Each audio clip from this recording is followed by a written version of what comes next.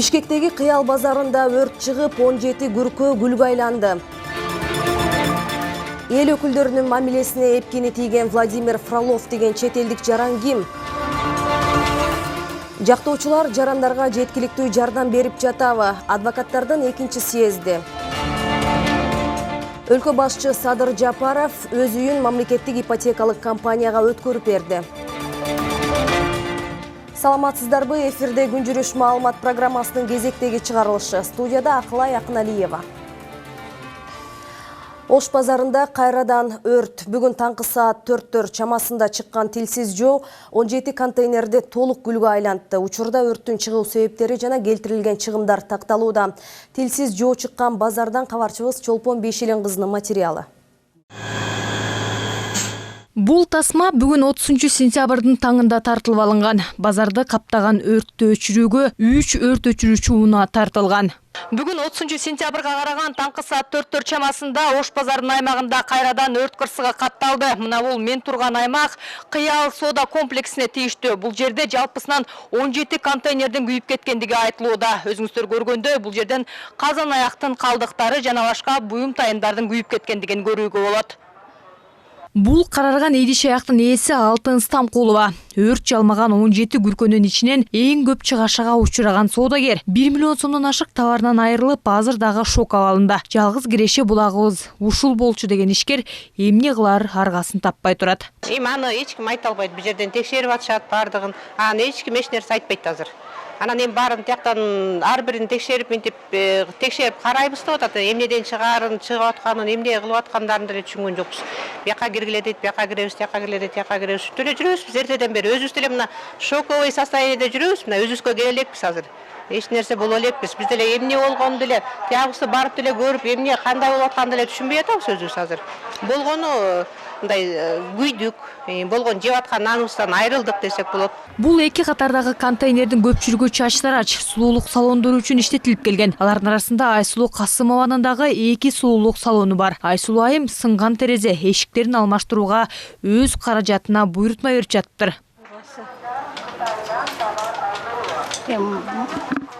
Мен азыр терезе эшиктерим отуруйын деп ошолорду жазып атам. Канча контейнердин күйдү сиздики? Бул жердеги 2 парикмахерская. Анан азыр чыгаша канча болду деп атасыз? Көбүнчөсү эмне ичиндеги оокаттарыңыз? Жок, менин ичиндеги оокаттарым жакшы экен. Меники эшик, терезе, 2 кондиционер, экөөнүн 2 кондиционер кетиптир да, ошо калгандары жакшы эле го дейм, билбейм. Эми кантип чечилди атасыз эже? Кыял кылып берет да калыбын. Кыял, мисалы бияктан охрананын күнөөсү болуш керек, менин өзүмдүн мнениям да. Өрттүн келип чыгуу себептери учурда Кыял базарынын жетекчилиги дагы тактап жатат. Экспертиза иштери аяктаган соң гана тийиштүү адамдарга чара көрүлөт. Возгорание биринчи кай жерден чыккан, эмне себеп менен чыккан, ушунун баарын карагыла. Анан бизде пожарный технический эксперт, судебно-пожарный технический экспертизадан өткөрүлөт обязательном порядке. Ошого булар жанагы бу жерден калган дарды жана көрдүңөргө, көп эле буюмдар өрттөнүп жатпайбы, ошолордон кесиппи же баарын бүтүнбү апарып экспертиза суроо коюшаттылар. Эмнеден чыккан, качан чыккан, эмне үчүн карап көрсөңөр, канча метр жер одновременно күйүп атат. Это что-то. Мен аны азыр айта албайм. Бирок күйүп кеткен товарлар үчүн базар жетекчилиги эч кандай жоопкерчиликти албайт. Кыял соода комплексинин өкүлү Бекебай Мамытовдун айтымында, бул соодагерлер менен базар ээсинин ортосундагы келишимде каралган эмес. Уже 8-й год. Ал эми өзгөчө Кырдаалдар министрлигинин Бишкек шаары боюнча башкармалыгы өрт өз маалында токтотулуп калганын айтууда. Жарым саатка жетпеген убакытта тилсиз жоо толук өчүрүлгөн. Өрттү өчүрүүгө өзгөчө Кырдаалдар министрлигинин Бишкек шаары боюнча башкармалыгынан 3 бөлүм тартылып, саат 4-төн 33 мүнөт өткөндө өрт толугу менен чектөөгө алынган. Ал эми саат 5-тен 27 мүнөт өткөндө өрт толугу менен өчүрүлдү. Өрттүн келип чыгуу себептери такталууда. Жалпы күйгөн аянт 100 чарчы метрди түздү. Эми өрттүн чыгымдарын эсептеген комиссия 2 аптадан 1 айга чейинки убакытта өз жыйынтыгын бериши керек. Чолпон Бешилен кызы Самат Хасанбай уулу, New TV. Bir aydan beri коомдо чууга айланып жаткан финансылык технологиялар жөнүндөгү мыйзам долбоору Толкунбек Абдыгуловдун отставкага кетүүсү менен кайрадан күн тартибине чыкты. Эки депутаттын чыры маселени курчутуп, көмүскөдө жаткан чет элдик жарандын жашыруун иштери ашкере боло баштагандай көрүнөт. Депутаттар көз боемочу деп сөз кылган Владимир Фролов деген ким жана финансылык технологиялар боюнча мыйзамынын керемети жана кесепеттери тууралуу кесиптешим айтып берет. Күн тартибине кайрадан чыгып, талкууга жем таштаган финансылык технология системасын киргизүү мыйзамы эл өкүлдөрүнүн тирешине чейин жеткирди көрүнөт. Анткени мыйзамдын артында эл билбеген жагдайларды баамдаган эл өкүлдөрү баарын ачыкка чыгарып, долбоордун артында аферист шылуун адамдын караны байкалууда дегенге чейин барышты. Себеби буга чейин сөз болгон орусиялык Владимир Фролов аттуу жарандын мыйзам демилгечилеринин биринин үйүндө жашап жатышы да чырдын чыгышына таасир тийгендей. Ысым аталып жаткан чет өлкөлүк жарандын тегерегиндеги ырбап бараткан айын кептер тууралуу талдоочулар да өз пикирлерин айтышууда. Албетте улуттук банкка таасир этчү мыйзам болгон соң андай жарандын басып өткөн жолун, репутациясын сөзсүз тыкыр иликтеп чыгуу керек деп эсептешет. Биздин Кыргызстанда улуттук банк деген бар, 3 миллиард доллардан ашык резервтерибиз бар. Кыргызстандын мындай айтканда кара күнүнөн бизди сактай турган акча. Ошол эле Кытайга карыз болгон акчаны бир күнү жаба албай калсак, ошол фонддон колдонобуз. Сомдун күчүн кармаган акча. Андай нерселерге мындай адамдын таасир этишин мен албетте туура эмес деп эсептейм. Мынчалык чуу жаратып ички иштерге маанилүү мыйзамдарга таасир этип жаткан фигуранын өмүр таржымалына, басып өткөн жолуна биз да үңүлүп көрүүнү туура көрдүк. Владимир Фролов банкрот болгон Орусиянын Северная Казна банкынын акционери жана башчысы болгон. Орус маалымат каражаттарынын жазышынча, Урал округунун прокуратурасы Северная Казнанын мурдагы жетекчилигине, банктын жетекчилиги кайра уюштуруунун алдында эле вексель схемалары боюнча активдерди чечип салган деген шек менен кылмыш ишин козгогон экен. Владимир Фролов директорлор кеңешине кирген банк кийинчерээк Инбанк деп аталыптыр. Бир аздан кийин 2012-жылдын аягында Фролов өз үлүшүн сатып, банк 24 ру структурасын өткөн. Бирок бул банктын дагы бага ачылбай 2014-жылы лицензиясынан кол жууган. Анткени мыйзамсыз акчаны адалдоого айыпталган.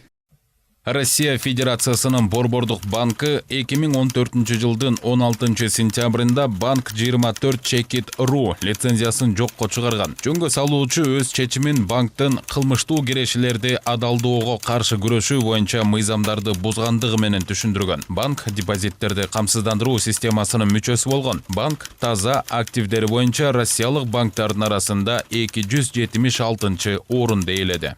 Фроловдун буга чейин кайсы бир өлкөнүн экономикасын модернизациялоого аттанганы жөнүндө жазган эске алганда, анын Кыргызстанга келгенине жарым жылга чукулдаган. Айрым жымыкалар Фролов депутат Самат Ибраевдин жеке консультанты экенин да жазышууда. Баса депутат Фроловду эл аралык эсепчи деп кесиптештеринин таарынычын билдирди. Эл өкүлдөрүн эки жаатка бөлүп, элди да тынчсыздандырган финтех мыйзамы тууралуу экөө сөз айта кетүүнү туура көрдүк. Негизи кайсы бир жаран же мекеме өлкө ичинде акча жүгүртүү операциясын жүргүзөм же фирма ачам десе, лицензия алып, улуттук банктын көзөмөлү астында жүргүзөт. Ал эми сунушталып жаткан мыйзамда улуттук банктын көзөмөлү жок болуп калат да, ар кандай жаран фирма ачып, акча операцияларын ээн эркин жасай берсе болот. Бул арам акчаны адалдоо тобокелчилигине алып келет. Финтех мыйзамы кабыл алынса, өлкөгө кандай акча кирип жатканын биле албай калабыз. Муну кече парламенттин жыйынында улуттук банктын мурдагы жетекчиси да ырастаган.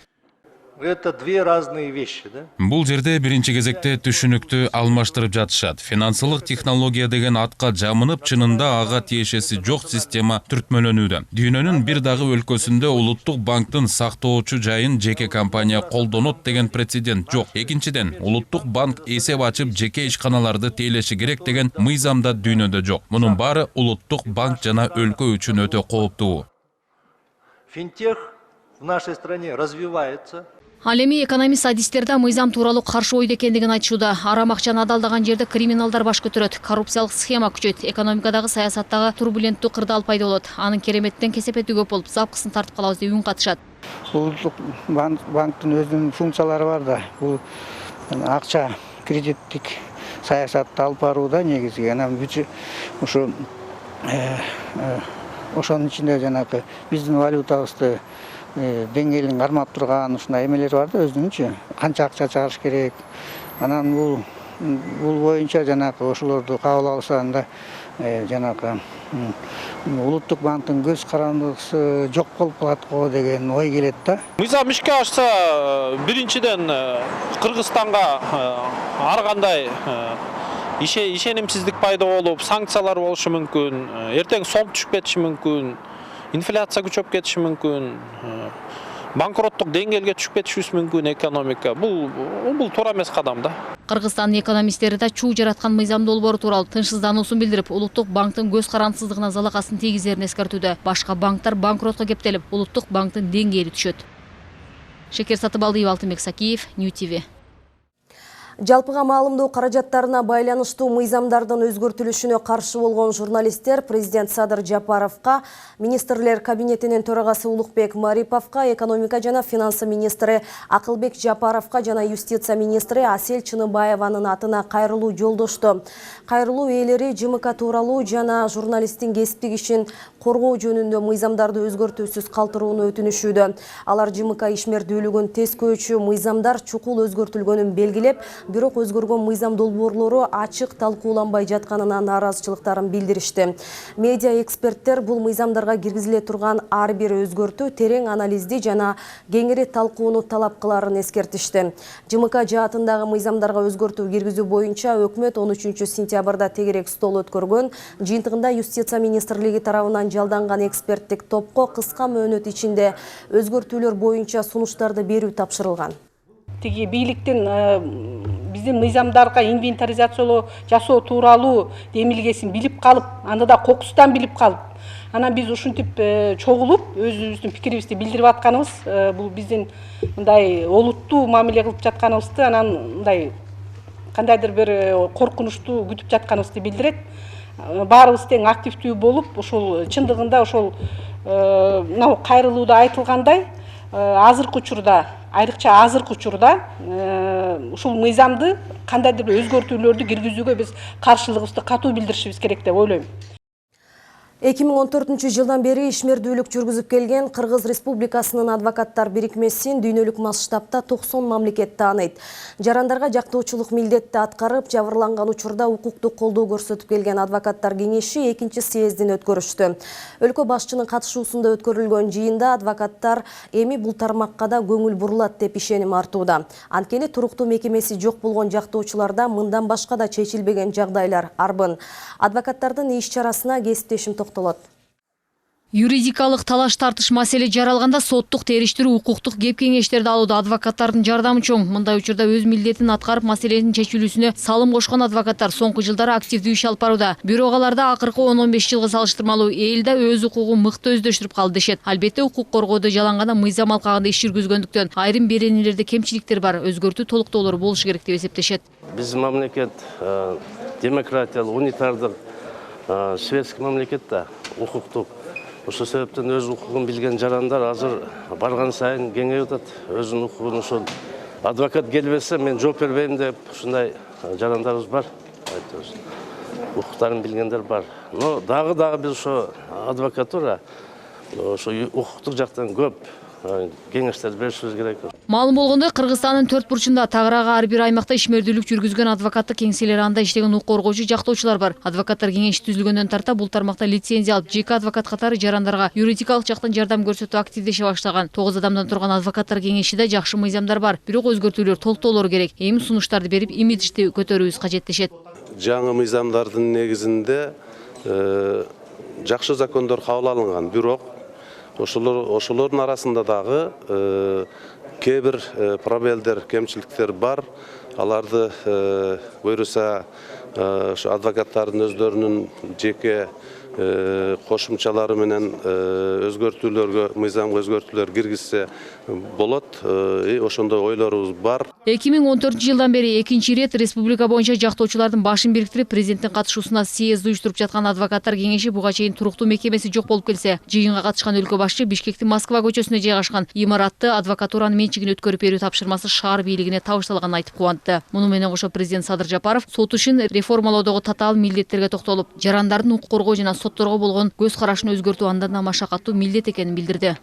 Биздин алдыбызда бүгүнкү күндө укук коргоо жана сот ишин реформалоодон да кыйла татаал милдет турат. Биз адамдардын укук коргоо органдарына жана сотторго болгон көз карашын өзгөртүшүбүз керек. Сот бул чындык экенин далилдөөгө тийишпиз. Адамдар сот бийлигине ишенүүлөрү кажет. Бул мамлекеттик милдетти ишке ашырууда адвокатура маанилүү ролго ээ экендиги шексиз. Ошондой эле президент кесиптин кадыр баркы жөнүндө кам көрүү, адвокатуранын ар намысын, авторитетин сактап калуу ар бир адвокаттын адеп ахлактык милдети болуп саналат. Адвокаттын жүрүм туруму юридикалык жардам көрсөтүүдө да, ошондой эле турмуш тиричиликте жана жеке турмушунда да мыйзамдын талаптарына жана адеп ахлак принциптерине жооп бериши керектигин да баса белгиледи. Биздин адвокатуранын ишин олуттуу, ал тургай радикалдуу жакшыртуу жана сот өндүрүшүнүн механизмдерин өркүндөтүү, реалдуу атаандаш сот процессин түзүү зарылдыгы коомго жана бийликке айкын болуп калды. Ал үчүн биринчи кезекте колдонуудагы мыйзамдын адвокаттык иш жүргүзүүгө лицензия алуу укугуна ат салышкан талапкерлерге карата квалификациялык талаптарды жогорулатуу бөлүгүн кайра карап чыгуу зарыл. Мыктыларды тандап алууга мүмкүндүк берүүчү конкурстук система иштеши керек. Адвокат болом деген талапкерлердин кесипкөйлүк деңгээлин текшерүүгө жана иштеп жаткан жактоочулардын кесипкөйлүк деңгээлин кармоого карата олуттуу мамиле жасоо зарыл. Адвокатура сот өндүрүшүнүн тең укуктуу катышуучусу болуп калды деп айта албайбыз. Биздин өлкөдө жазык процессинде тараптардын атаандаштыгы боюнча кырдаал идеалдуу эмес. Көпчүлүк учурларда сот адилеттиги, мамлекеттик айыптоонун кызыкчылыктар тарабына олуттуу ооп кетүүсү байкалууда. Бул сыяктуу курч маселелерди талкуулоо менен бирге тармактын ишин жакшыртуу, карапайым элге юридикалык акысыз колдоолорду көрсөтүү негизги милдеттердин бири болушу керек деген талаптар да президент тарабынан коюлду. Шекер Сатыбалдиев, Алтынбек Сакиев, Нью ТВ. Президент Садыр Жапаровдун үй бүлөсү мурда Жапаров жашаган Бишкек шаарындагы үйүн кайтарымсыз негизде мамлекеттик ипотекалык ачык акционердик коомунун балансына өткөрүп берди. Бул тууралуу президенттин расмий сайты кабарлады. Президенттин айтымында бул үйдү үй бүлөсү менен 2005-жылы сатып алышкан. 2010 жылдары башка жакка көчүп кетишип, үй ошол убакыттан бери бала бакча катары пайдаланылып келген. Президент мамлекеттик ипотекалык компания бул турак үйдү аукционго койсо, анда бул акчага жеңилдетилген ипотекалык насыялоо программасынын алкагында 10 үй бүлөнү батир менен камсыз кылууга мүмкүн болорун айтты.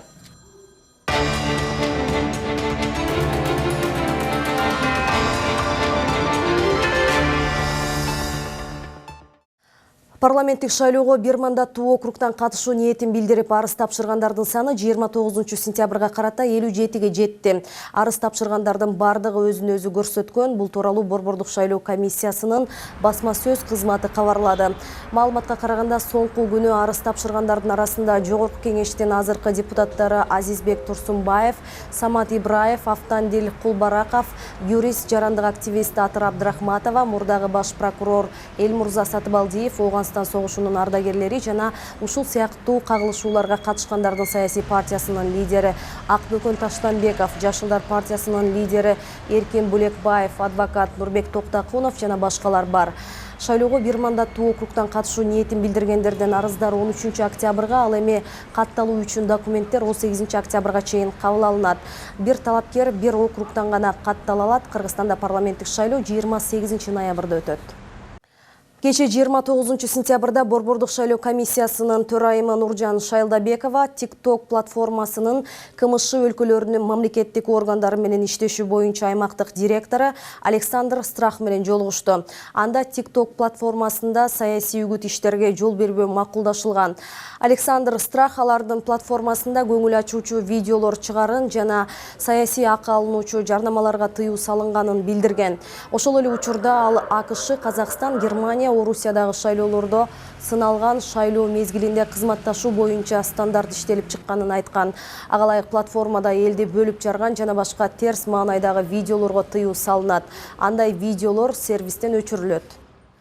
Эртеңден баштап 4785 сомго чейинки пенсияга 200 сом, ал эми 4785 сомдон жогорку пенсияга 455 сомдон кошулат.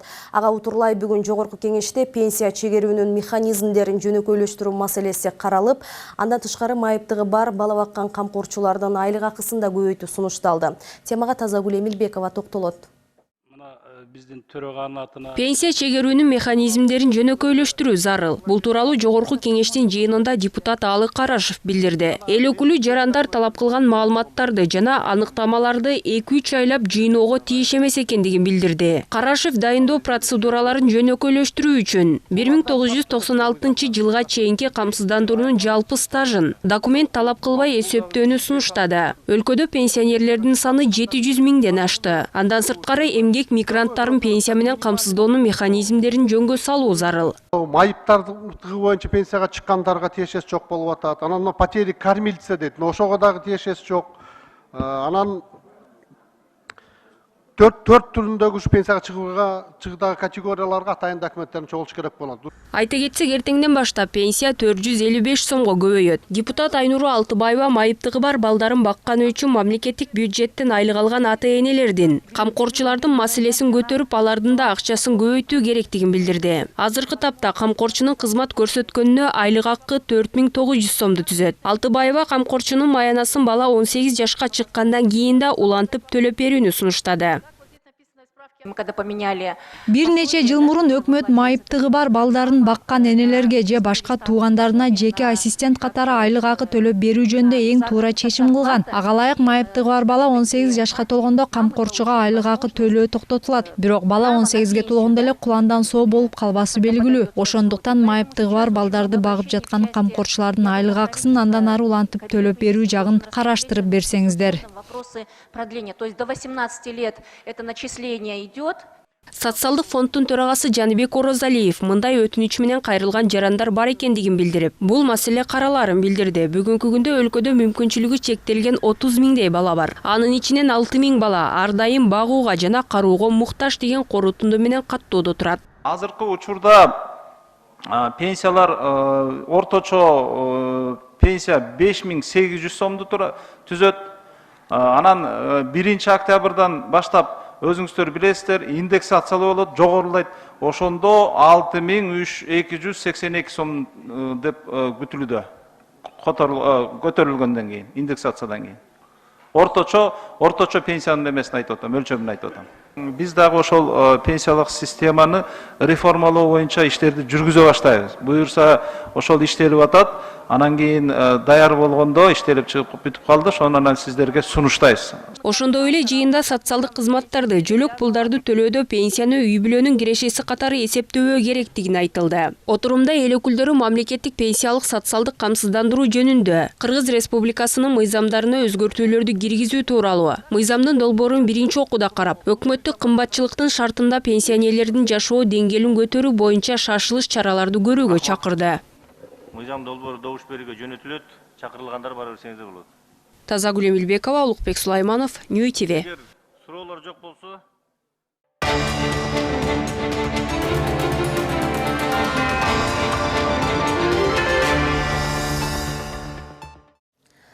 Балалуу келинди коляскасы менен унаасына салбай койгон номер 203 каттамдын айдоочусу жумуштан алынды. Бул тууралуу милициянын кайгыл кызматынан кабарлашты. Келинди кичи автобуска түшүрбөй койгон айдоочу 37 жашта экени аныкталган. Айдоочу кайгыл кызматкерлерине келинди унаага салбай койгонунун себебин түшүндүрүп берген. Анын айтымында былтыр колясканын айынан кичи автобуста бара жаткан адамдар жабыркап, ал жүргүнчүлөргө кенемте төлөп берүүгө аргасыз болгон. Мындан улам ал бүгүн келинди коляскасы менен унаага түшүрбөй койгон. Бул окуя үчүн айдоочу коомчулуктан кечирим сураган. Учурда ал жумуштан алынып, териштирүү иштери үчүн Ленин райондук милициясына жеткирилген. Жалал-Абад облусунун Сузак районунун 8 тургуну күйдүргү оорусунун белгилери байкалып ооруканага жаткырылды. Алардын 4-өөнө илдет жукканы лабораториялык анализден кийин аныкталды. Бул тууралуу Сузактагы жалпы дарыгердик практикалык борборунун жетекчиси Өмүрбек Махмат Жунус уулу билдирди. Анын айтымында ооруканага түшкөндөрдүн ичинен 4-өөндө күйдүргү оорусу лабораториялык анализдерден кийин аныкталды. Алар 24 сентябрь күнү кайрылган. Учурда бейтаптардын абалы орто. Маалыматка караганда бейтаптар Сузак районунун Кызыл Туу айылынын тургундары. Алар өз алдынча мал союп, этин бөлүп алган, уйдун этин жеген 20дай адам дарыгерлердин көзөмөлүнө алынды. Географиялык көрсөткүч интеллектуалдык менчиктин уникалдуу объектиси. Ал мыйзамда белгиленген тартипте аймактын өндүрүүчүлөрүнө ушул аталышка укуктарды берүүгө мүмкүндүк берет. Бүгүн Борбор калаада Кыргыз патент жана интеллектуалдык менчиктин бүткүл дүйнөлүк уюму биргеликте уюштурган географиялык көрсөткүчтөрдү коргоо аркылуу Кыргызстандагы тектүү ишканалардын атаандаштыкка жөндөмдүүлүгүн күчөтүү аталышындагы регионалдык семинар болуп өттү. Семинардын алкагында чет өлкөлүк эксперттер географиялык көрсөткүчтөрдү колдонуу боюнча эл аралык тажрыйбаны көрсөтүштү. Бүгүнкү күнгө чейин бизде мыйзам түрүндө товардык белгилерди каттайбыз да. Мисалы үчүн географиялык көрсөткүч деген түшүнүк жок, бизде мыйзам түрүндө бул каралган эмес. Бул мыйзам түрүндө мындай булар корголбойт мыйзам түрүндөчү. Ошон үчүн биз бүгүн ушуну демилгелеп атабыз. Кыргыз патент биздин жетекчилик ушундай бир чоң максаттарды коюп атат, чоң талаптарды коюп атат. Бүгүнкү күндө ушу товардык белгилерди деле биз бир жылдын ичинде каттоодон өткөрөбүз да. А бүгүнкү күндө бизге жаңы жетекчилик келип бир жаңы талаптарды коюп 7 айга түшүргүлө деп атат. Ошону деле жанагы айткан, жогоруда айткан мыйзамга биз киргиздик. Азыр биз ушул бизнес коомчулукка, ишкерлерге баягы навстречу барып, ушуларга жеңилдиктерди ушундай берип атабыз да. Азыркы мына өтүп аткан иш-чарабыздагы бул негизги иш-чаралардын бири. Өзүңүздөргө белгилүү болгондой, ВАИС бүткүл дүйнөлүк интеллектуалдык менчик уюмунун колдоосу менен өтүп жатат. Эми кийинки отурум семинар биз азыр түштүк аймагында дагы деп атап атабыз. Бизде 455 айыл өкмөтү болсо, азыр биз бардык ошо 455 айыл өкмөтүнө барып, интеллектуалдык менчик, инновация, креативный экономика, ушул жаатта түшүндүрүү иштерин жүргүзүп, товарный знак, ошо негизи эле ушул жаатта деңгээлин жогорулатуу максатында, ушуну маданиятына киргизүү максатында ушундай аракеттерди жасап, иштерди жүргүзүп баштадык. Кудай буйруса, бул сөзсүз жемишин берет деп ойлойбуз. Мына ушундай жаңылыктар менен бүгүнкү чыгарылышты жыйынтыктайбыз. Кечиңиздер көңүлдүү улансын, саламатта туруңуздар.